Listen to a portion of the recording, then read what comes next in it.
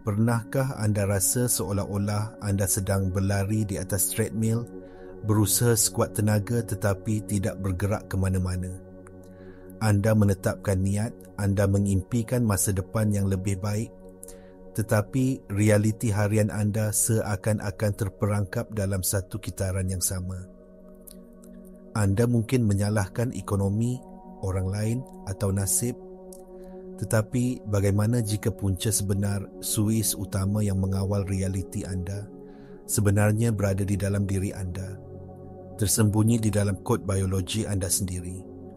Bagaimana jika saya bagi tahu anda bahawa setiap sel dalam badan anda sedang berkomunikasi secara aktif dengan alam semesta setiap saat, dan perbualan inilah yang membentuk segala-galanya yang anda alami?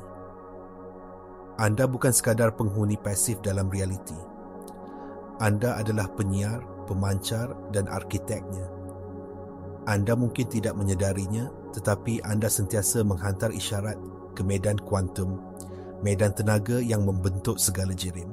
Persoalannya bukan sama ada anda mencipta realiti anda, tetapi apa yang anda cipta secara tidak sedar. Ramai orang percaya bahawa untuk mengubah hidup, kita perlu berjuang lebih gigih di dunia luar. Tetapi kebijaksanaan kuno dan sains moden kini bertemu pada satu kebenaran yang menakjubkan. Perubahan sebenar tidak bermula di luar. Ia bermula dari dalam pada tahap frekuensi, pada tahap getaran yang dipancarkan oleh DNA anda. Ya, DNA anda. Rangka tindakan biologi yang anda fikir hanya menentukan warna mata atau ketinggian anda sebenarnya adalah antena kuantum yang paling canggih. Ia adalah jambatan antara dunia dalaman perasaan anda dan dunia luaran pengalaman anda. Dalam video ini, kita akan meneroka bagaimana biologi manusia, khususnya DNA, menterjemahkan keadaan dalaman kita kepada frekuensi getaran yang secara aktif membentuk realiti luaran kita. Kita akan membongkar bagaimana tenaga, frekuensi dan kesedaran saling berkait untuk membuka perspektif baru dan membangkitkan kebijaksanaan yang lebih mendalam. Bersiaplah, kerana apa yang akan anda pelajari hari ini akan mengubah cara anda melihat diri anda dan dunia selama-lamanya. Mari kita mulakan dengan mengubah pemahaman anda tentang DNA. Lupakan buku teks biologi yang menggambarkannya sebagai kod statik yang terkunci di dalam sel anda. Itu adalah gambaran yang tidak lengkap. Sains moden, terutamanya dalam bidang biofizik, menunjukkan bahawa DNA adalah molekul yang dinamik dan hidup. Ia lebih daripada sekadar satu set arahan. Ia adalah antena sedar yang sentiasa menerima dan menyiarkan maklumat. Salah satu cara ia melakukannya adalah melalui pelepasan biofoton, iaitu zarah cahaya yang sangat halus. Ya, badan anda pada tahap selular secara harfiahnya bercahaya. Dan kualiti cahaya ini, ataupun lebih tepat lagi koheren corak cahaya ini, berkait langsung dengan keadaan emosi anda. Apabila anda berasa tenang, bersyukur atau penuh kasih sayang, DNA anda memancarkan cahaya ini dalam corak yang sangat teratur dan harmonik, seperti simfoni yang indah. Sebaliknya, apabila anda berasa cemas, marah atau takut, pelepasan biofoton menjadi tidak menentu, huru-hara dan tidak teratur. Ini bukan metafora. Ini adalah biofizik yang boleh diukur. Setiap emosi yang anda rasai adalah satu set arahan bertenaga yang mengubah biologi anda dalam masa nyata. Perasaan kegembiraan dan cinta mencipta resonans harmonik pada tahap molekul, membolehkan sel anda berfungsi secara optimum. Manakala perasaan takut dan tekanan menyebabkan pengecutan, keradangan dan gangguan komunikasi selular. Keadaan dalaman ini kemudiannya disiarkan sebagai frekuensi yang unik ke dalam medan kuantum. Fikirkan diri anda sebagai stesen radio. Emosi anda menentukan lagu yang anda mainkan. Alam semesta atau medan kuantum adalah penerima radio gergasi. Ia tidak menilai lagu anda. Ia tidak peduli sama ada lagu itu gembira atau sedih. Ia hanya menerima frekuensi yang anda siarkan dan memantulkannya kembali kepada anda dalam bentuk jirim, peristiwa dan keadaan melalui prinsip resonans. Seperti menarik seperti. Frekuensi yang sama akan bergetar bersama. Jadi, jika anda secara konsisten menyiarkan frekuensi kekurangan dan ketakutan, alam semesta tiada pilihan selain menyusun realiti yang sepadan dengan getaran itu. Ia bukan hukuman. Ia adalah fizik. Sekarang, anda mungkin berfikir, saya cuba untuk berfikiran positif. Tetapi, mengapa hidup saya masih terasa huru-hara?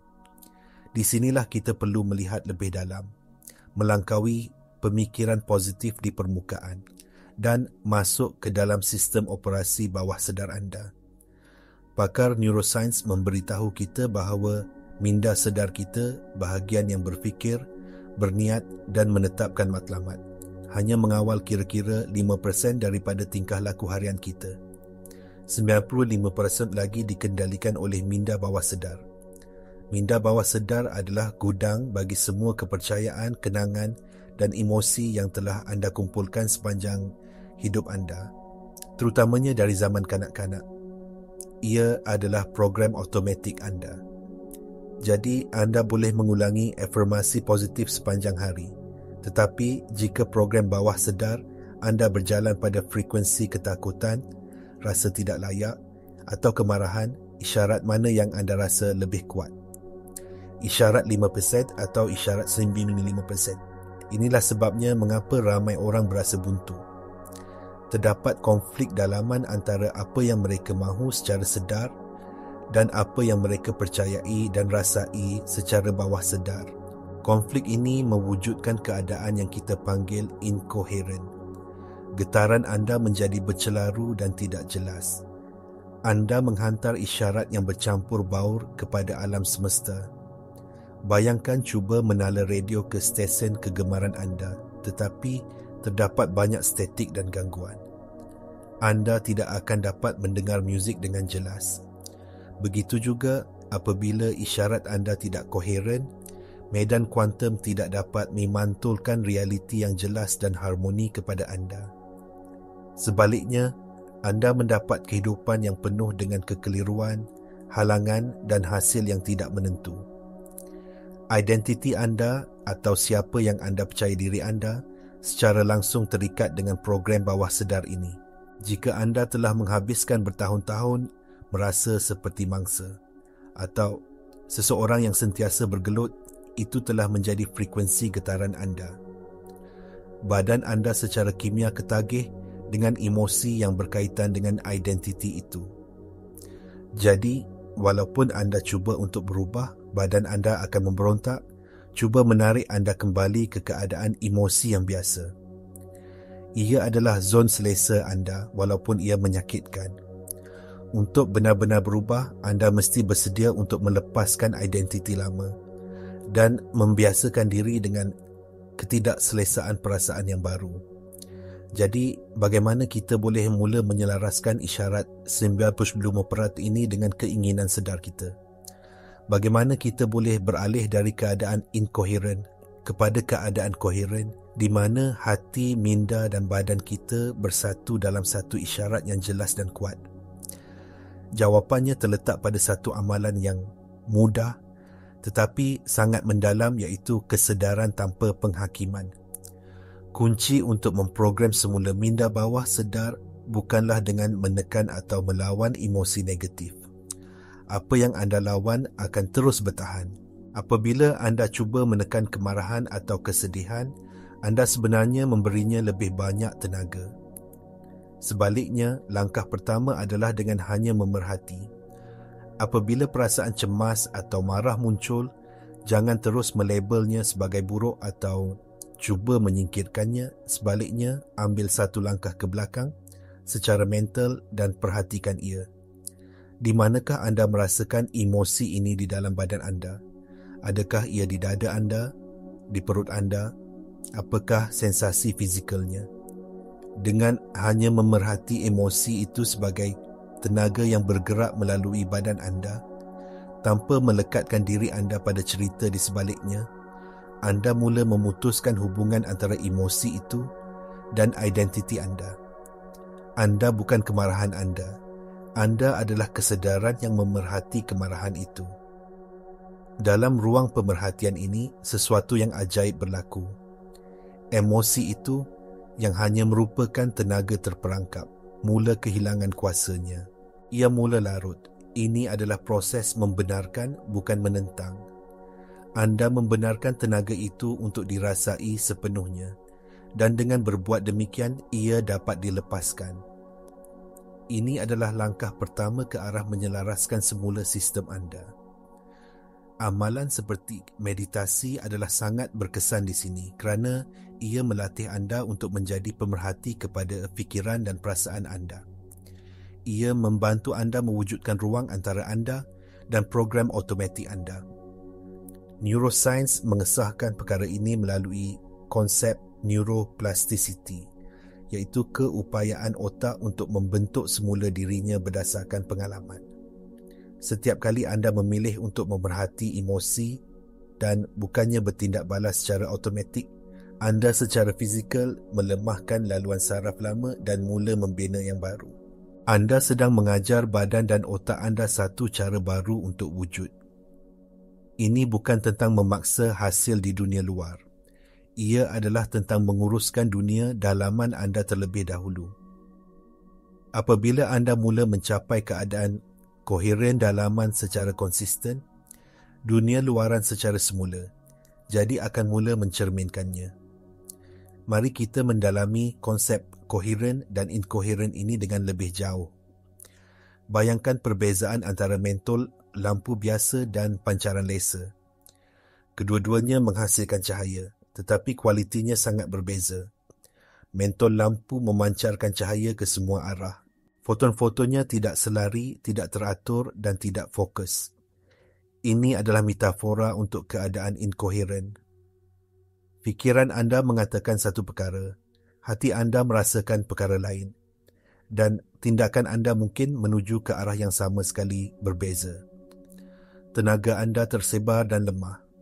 Anda mungkin mempunyai banyak tenaga, tetapi ia tidak mempunyai arah atau impak yang jelas. Sebaliknya, laser menghasilkan pancaran cahaya yang sangat fokus. Semua fotonnya bergerak serentak dalam fasa yang sama dan ke arah yang sama. Ia koheren. Tenaga yang sama seperti mentol lampu, apabila difokuskan menjadi laser, boleh memotong keluli. Ini adalah kuasa koheren. Apabila hati, minda dan badan anda berada dalam penjajaran yang sempurna, anda menjadi seperti laser. Isyarat yang anda hantar ke medan kuantum adalah sangat jelas, kuat dan berkuasa. Keadaan koheren ini dicapai apabila emosi anda sejajar dengan fikiran anda dan fikiran anda sejajar dengan niat anda. Ini adalah keadaan aliran, kedamaian dalaman dan kejelasan. Di sinilah sains bertemu dengan kerohanian. Ajaran kuno telah lama bercakap tentang kepentingan menyatukan hati dan minda. Kini, sains seperti epigenetik memberikan bukti bagaimana ini berfungsi. Epigenetik adalah kajian tentang bagaimana persepsi dan persekitaran anda boleh mengubah cara gen anda diekspresikan. Ini bermakna anda tidak ditentukan oleh gen anda. Keadaan emosi dan kepercayaan anda boleh menghidupkan atau mematikan gen tertentu. Apabila anda berada dalam keadaan koheren yang penuh dengan emosi yang membina seperti kasih sayang dan kesyukuran, anda secara harfiah menghantar isyarat kepada sel anda untuk berkembang maju, membaiki diri dan berfungsi pada tahap optimum. Sebaliknya, tekanan dan ketakutan menghantar isyarat yang menyebabkan jin berkaitan penyakit diaktifkan. Anda lihat betapa kuatnya ini.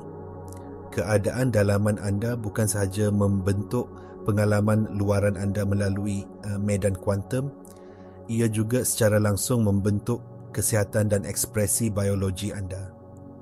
Ini juga menghubungkan kita dengan salah satu prinsip paling misteri dalam fizik kuantum, iaitu kesan pemerhati. Eksperimen seperti eksperimen Dwi celah menunjukkan bahawa Zarah subatom wujud dalam keadaan kebarangkalian yang tidak terhingga, sehinggalah ia diperhatikan. Kesedaran pemerhati itulah yang menyebabkan gelombang kebarangkalian ini runtuh menjadi satu peristiwa atau zarah yang nyata. Siapakah pemerhati dalam hidup anda?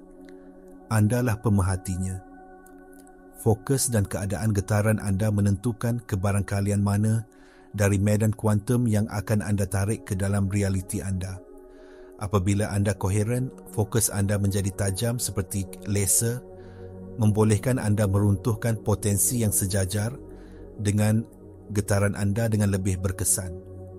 Memahami konsep-konsep ini adalah satu perkara, tetapi mengintegrasikannya ke dalam kehidupan seharian adalah cabaran sebenar. Ia memerlukan anjakan daripada melakukan kepada menjadi.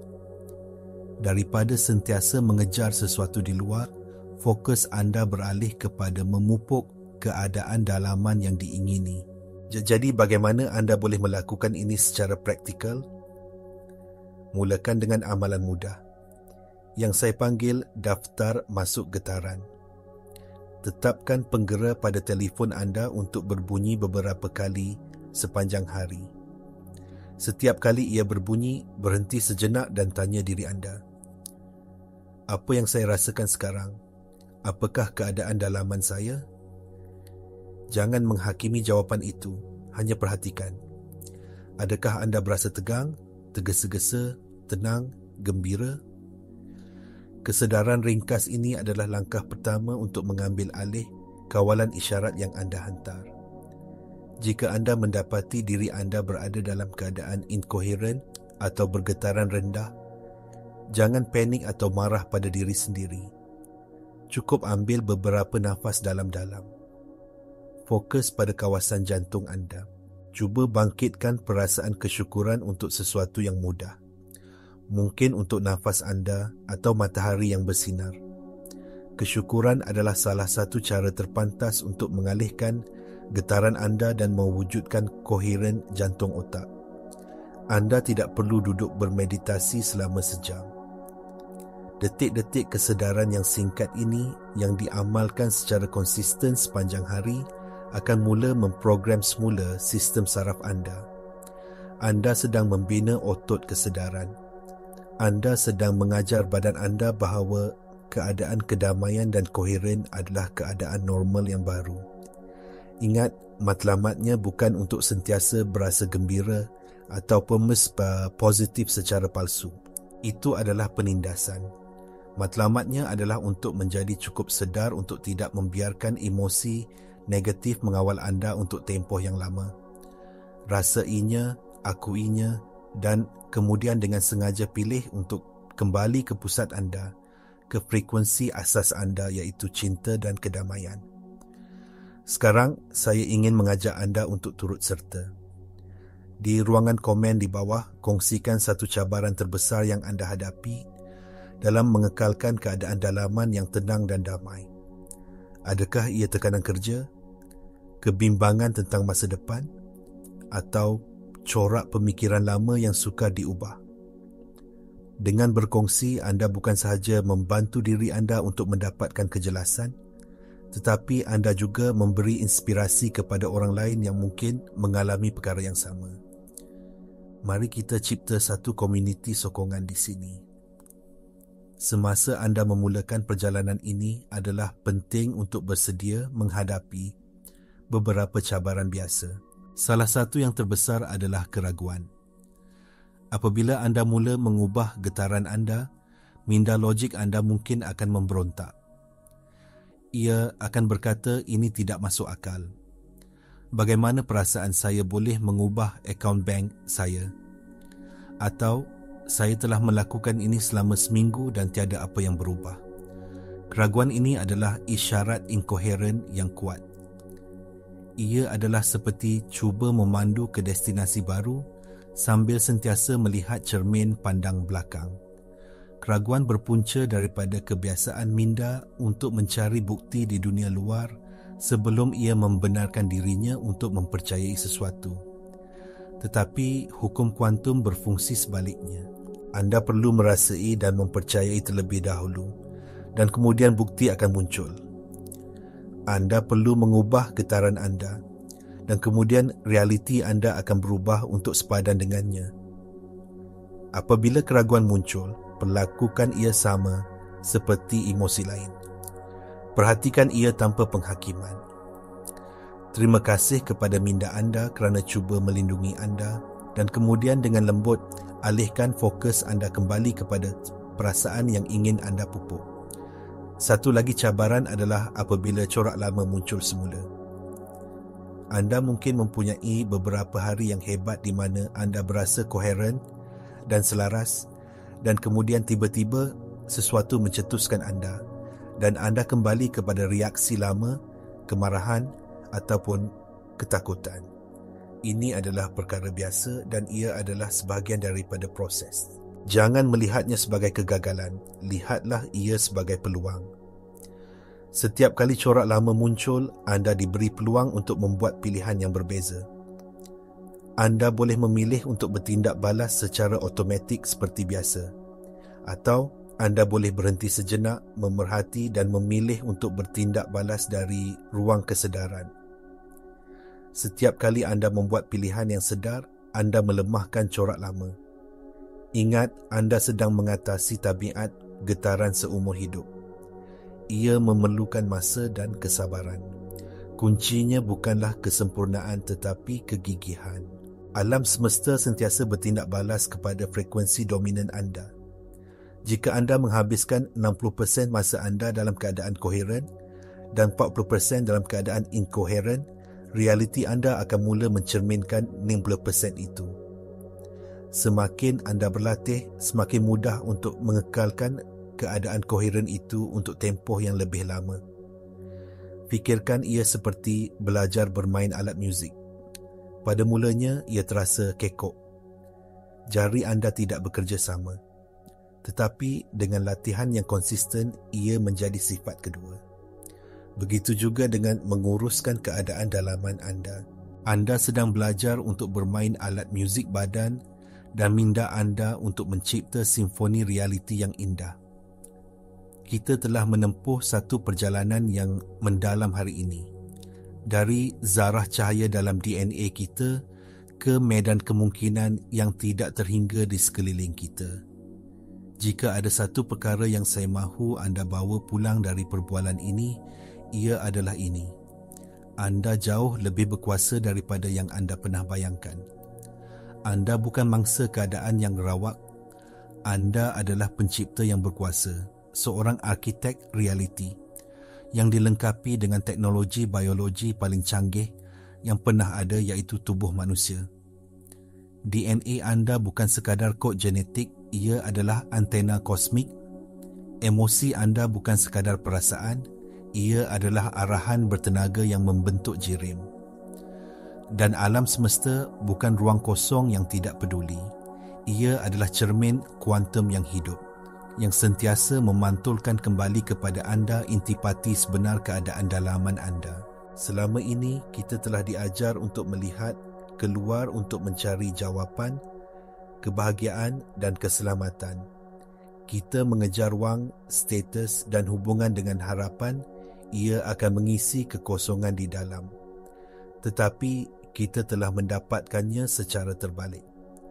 Semua yang anda cari di luar sebenarnya adalah hasil, bukan punca. Puncanya sentiasa berada di dalam diri anda. Ia adalah frekuensi yang anda siarkan. Dengan memupuk koheren dalaman secara sedar, dengan menyelaraskan hati, minda dan badan anda kepada frekuensi cinta, kesyukuran dan kedamaian, anda menjadi punca kepada realiti yang ingin anda alami. Anda berhenti mengejar dan mula menarik. Perubahan ini bukanlah satu tugas yang perlu dilakukan, tetapi satu cara untuk menjadi. Ia adalah tentang mengingati siapa diri anda yang sebenar di sebalik semua pengatur caraan dan lapisan ketakutan. Anda adalah kesedaran itu sendiri yang mempunyai keupayaan untuk memerhati, memilih dan mencipta. Jadi, saya menyeru anda hari ini untuk memulakan amalan ini.